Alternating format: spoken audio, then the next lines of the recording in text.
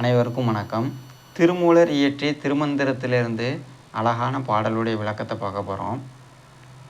அதாவது, படம் எடுத்து ஆடக்கூடிய பாம்பை தலையில் வைத்திருக்கும் சிவபெருமானுக்கு நாம் ஒன்றை செலுத்தினால், அதாவது காணிக்கை செலுத்துவோம், நெய்வேத்தியம் செய்வோம், அங்கவஸ்திரம் கொடுப்போம், பூவை தொடுத்து மாலையாக கொடுப்போம்.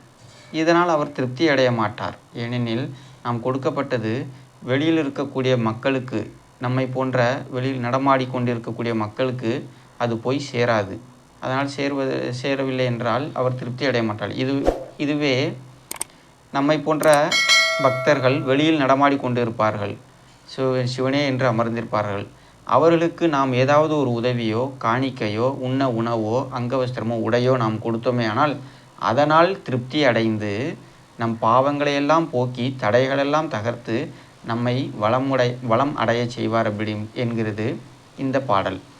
எனவே பக்தர்களாகிய நாம் நம்மை போன்ற பக்தர்களுக்கு, சிவனின் பக்தர்களுக்கு நாம் வேண்டிய உதவியை செய்து நாமும் வளமோடு சிவபெருமானின் அருளை பெற்று, கருணை பெற்று வளமோடு வாழலாம் என்பது இந்த பாடலில் விளக்கம்.